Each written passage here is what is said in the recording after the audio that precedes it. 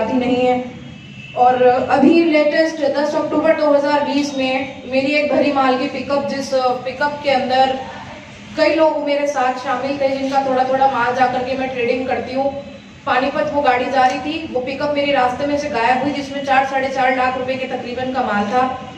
वीरेंद्र सिंह रावत जी को मंडी जाकर के मैंने खुद बोला कि मैंने कहा सर FIR दर्ज करी जाए। वो FIR भी दर्ज नहीं हुई, उस पर कोई कार्रवाई नहीं करी गई और पूर्ण रूप से मेरे को तोड़ा जा रहा है, हर किस्म से तोड़ा जा रहा है। मेरी स्थिति आज की तारीख में ये हो चुकी है कि मेरे घर के दरवाजे बजते हैं, कर्जा ऊपर से लेकर नीचे तक हो चुका है, लेकिन बर्दाश्त कर रहे हैं। लास्ट रास्ता यही है कि अगर इन लोगों को FIR होने के बाद भी अब मंडी प्रशासन उनको अरेस्ट नहीं करता है तो मैं भूख हड़ताल में बैठूंगी। भूख हड़ताल नहीं कर सकी तो मैं कुछ ऐसा कर गुजरूंगी जो एक मिसाल बन जाएगा हिंदुस्तान के लिए, क्योंकि क्राइम तो हम लोग ढूंढ ही नहीं सकते कि क्रिमिनल्स को उठाना कैसे है, सेटिंग्स चलती हैं बस। नमस्कार, मैं नजराना साबरी, वाइफ ऑफ मोहम्मद इस्लाम, निवासी खाता खेड़ी, सहारनपुर। क्या मामला हुआ जो आपने पीसी करी है? पीसी करने की वजह यह है कि एक FIR दर्ज हुई हुई है प्रदीप शर्मा और उसके गैंग के खिलाफ। तकरीबन 1.5 साल हो गया मैं पीड़ित हूँ बहुत ज़्यादा। मेरा ही माल लूटा गया, मेरी फैक्ट्री पे चोरी कराई गई, मेरी पिकअप गायब हुई। FIR अब थाना CGM कोर्ट से दर्ज हुई हुई है और थाना मंडी पड़ रहा है, पर अभी कोई कार्रवाई शासन नहीं कर पा रहा है। थाना मंडी के लोग उनको गिरफ्तार क्यों नहीं कर रहे हैं, मेरी समझ में नहीं आ रहा है। कितने महीने आपकी FIR दर्ज हुई है? FIR तो अभी पिछले महीने 26 तारीख में दर्ज हुई है, पर जो मैं पीड़ित हूँ तो उसके एप्लीकेशंस में काफ़ी टाइम से दे रही थी। जब थाना मंडी ने कुछ नहीं करा तो फिर मेरे को CGM कोर्ट की मदद लेनी पड़ी और उसके बाद भी सुनवाई नहीं हो रही है। तो आपको प्रशासनिक अधिकारी जो है, बड़े अधिकारी, उन्होंने क्या आश्वासन दिया है? सर पहले चनप्पा सर से पहले SSP साहब थे तो कोई सुनवाई नहीं थी, और उसके बाद मैं SP सिटी साहब के पास भी कई बार गई पर कोई सुनवाई नहीं हो सकी। अब चनप्पा साहब के पास कल ये जो प्रेजेंटेशंस हुई हैं ये पहुंची हैं इनके पास, एप्लीकेशंस रिटर्न में भी गई हैं, पर अभी तक कुछ नहीं नज़र आ रहा है। तो ये चाहती हूँ कि ये लोग अरेस्ट होए, मेरे को इंसाफ मिले। मेरा परिवार जिस तरीके से 1.5 साल रोया है ना तिल, तो मैं चाहती हूँ कि किसी महिला की ज़िंदगी ख़राब करनी ना, और आगे किसी महिला की ज़िंदगी ख़राब ना हो पाए, कि उनको पता लगना चाहिए कि किसी के परिवार को बर्बाद कैसे करते हैं। पूरा मामला क्या था? पूरा मामला ये था, प्रदीप शर्मा 17 जुलाई 2018 को मेरे से मिलने के बाद मेरी फैक्ट्री पर, जो घर में एक छोटा सा काम कर रखा था, फैक्ट्री तो नहीं थी मेरी और आज भी नहीं है, 5-7 मशीनें से मैंने अब ख़रीद ली हैं बीच में, उन पे लेडीज़ काम करा करती थी। 2018 में तो वो भी नहीं था, थोड़ा बहुत सामान बाहर से लिया, उसको बिकवा दिया, इतना ट्रेडिंग कर रही थी मैं। मेरे हस्बैंड का लकड़ी का काम था, उसका आना जाना हो गया। उसने मेरे को कुछ बातें कहीं, बद्रीनाथ केदारनाथ सप्लाई करवा देंगे, ये करवा देंगे, वो करवा देंगे। शर्मा गारमेंट्स के नाम से मेरे साले की दुकान है। मेरा गोल्ड गया उसके पास में और कैश गया, वो मुझे वापस तो क्या ही मिलता, काम क्या ही बढ़ता, और मेरा ही माल देख करके हमारा ही कारखाना और प्रॉपर्टी जब्त करने की नीयत उन लोगों ने बांधी। चलते चलते उन लोगों के खिलाफ सारे एविडेंसेस मेरे पास आने लगे। मुझे पता लगने लगा कि ये तो पूरा गैंग है, और उन लोगों के खिलाफ सबूत इकट्ठे जो होने शुरू हुए तो मुझे मुंह बंद करने की धमकी दी गई कि आप अपना मुंह बंद करो, नहीं तो हमारे गैंग में शामिल हो। अगर आप ऐसा नहीं करोगी तो भादरा में आपका पड़ोसी अहमद अली है, उसको आपकी हत्या करके उसको फंसाएंगे और आपके हस्बैंड को पॉस्को या अन्य किसी धाराओं में जेल भेज दिया जाएगा। आपने जो बताया काम, उनका कितने साल से आप काम कर रहे थे साथ में? प्रदीप शर्मा के साथ? सर प्रदीप शर्मा के साथ तो मैंने काम कभी करा ही नहीं है। मैंने पहली बार मिली ही उसको मैं 17/8/2018 में हूँ। जूस की दुकान है कोने पर, मोरगंज आना जाना होता था।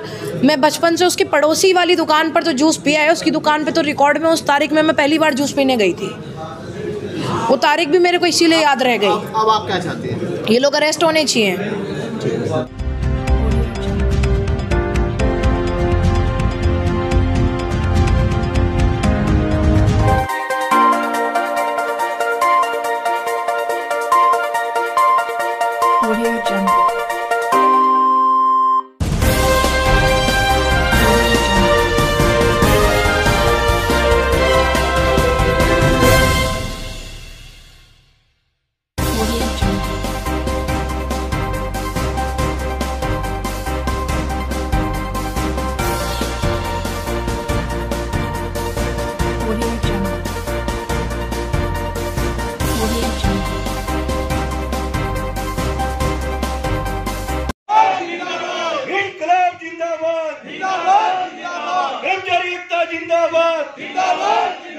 मांग हमारी पूरी हो, चाहे जो मजबूरी हो।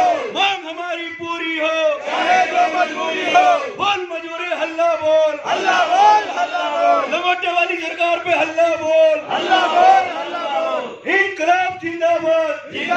सुधीर कुमार।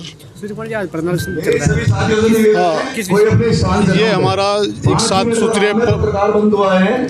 सूत्रीय मांग पत्र हमारा गया हुआ था सरकार के पास काफ़ी लंबे समय से, और हमारा प्रोग्राम अभी पिछले महीने भी चलता रहा, जिसमें हमने करीब 5 या 6 दिन अपना प्रोग्राम चलाया, और 25 तारीख को भी हमने ऐसे ज्ञापन जिला अधिकारी महोदय को दिया।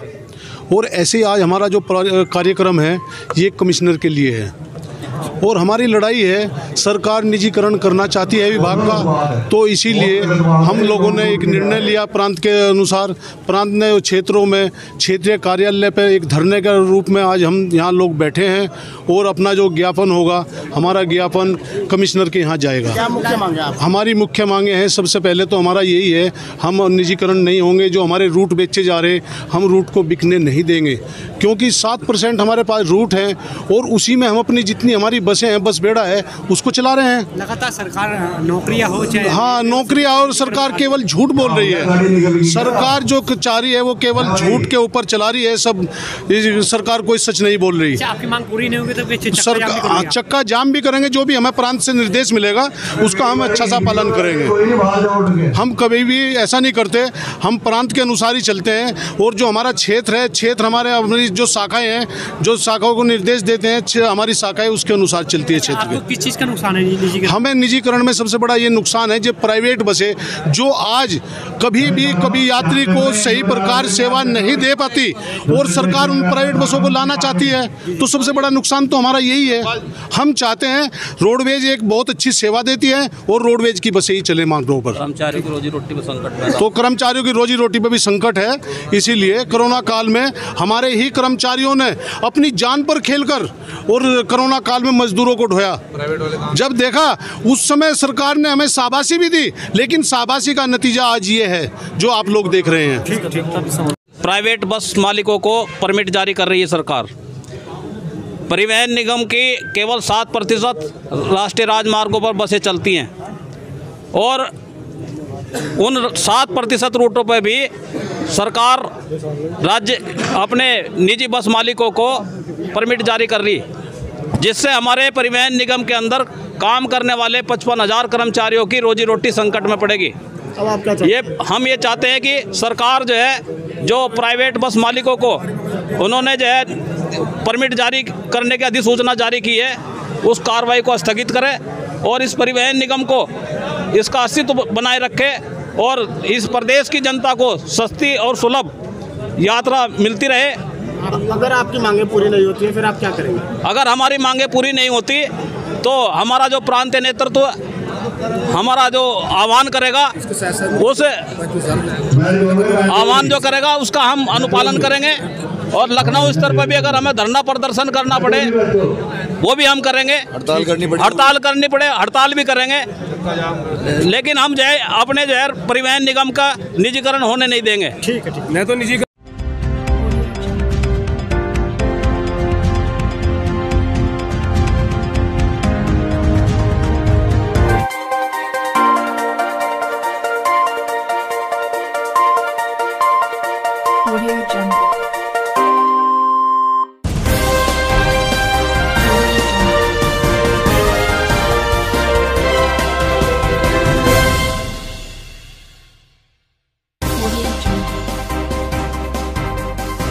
समाजवादी पार्टी के राष्ट्रीय अध्यक्ष माननीय अखिलेश यादव जी के संतुति से, और हमारे जो प्रदेश अध्यक्ष हैं नरेश चतुर्वेदी, उनकी स्वीकृति से हमने समाजवादी व्यापार सभा के जिलाध्यक्ष पद पर आदरणीय हरपाल सिंह वर्मा जी, और महासचिव पद पर आदरणीय अनुज गुप्ता जी को, और महानगर अध्यक्ष पद पर अनुराग मलिक जी, और महामंत्री पद पर नवीन सिंघल जी को जिम्मेदारी दी है।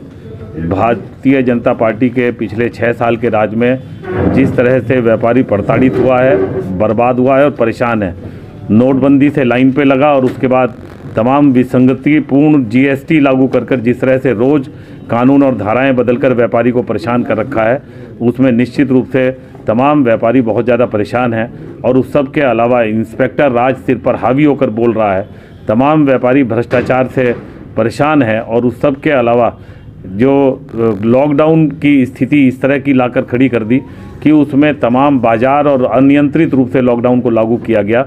हम इस बात की मांग करते हैं कि लॉकडाउन पीरियड के दौरान उन तमाम व्यापारियों का जिन्होंने लिमिट या ऋण ले रखा हो बैंक से, उनके ब्याज माफ़ किया जाना चाहिए। उस सब के अलावा जो फिक्स चार्जेस हैं इलेक्ट्रिसिटी के, वो भी माफ़ किए जाने चाहिए, क्योंकि इसमें कुछ भी छोटे कुटीर उद्योग और व्यापारियों की कोई अपनी तरफ से गलती नहीं है। जब व्यापारी बंद था तो वो कहाँ से ब्याज और बिजली का बिल के फिक्स चार्जेस देने का काम करेंगे। इन तमाम स्थितियों के अलावा जो आज अराजकता की स्थिति कानून व्यवस्था की है, हमारे मुख्यमंत्री स्वयं जिस तरह की संस्कृति और जो भाषा का इस्तेमाल करते हैं, ठोक दो, और उसके आधार पर जिस तरह से गुंडागर्दी बढ़ रही है, रोज़मर्रा ये घटनाएं आम तौर पर हर जनपद में आ रही हैं कि किस तरह से लूटमारी का शिकार हमारा आम व्यापारी हो रहा है। कल ही सर्राफा बाज़ार में जिस तरह से चोरी हुई, एक सर्राफ के यहाँ मेरठ में बुरी तरह चोरी हुई, क्या छिनैती और डकैती और अपहरण, ये आम तरह की घटनाएं बन गई हैं। इन तमाम चीज़ों से निजात पाने के लिए समाजवादी व्यापार सभा, जब भी समाजवादी पार्टी की सरकार आई है, उसने हमेशा से व्यापारियों के हित में निर्णय लेने का काम किया है। सबसे पहले पूरे हिंदुस्तान में चुंगी ख़त्म करने का काम समाजवादी पार्टी ने किया।